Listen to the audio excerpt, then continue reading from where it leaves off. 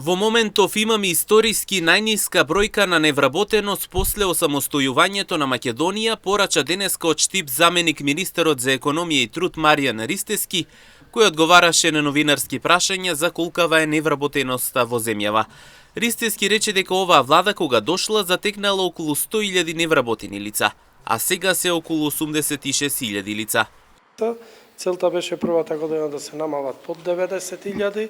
па потоа наредната цел е да се намалат под 80.000 бројот на невработени. И исто да напоменам дека тие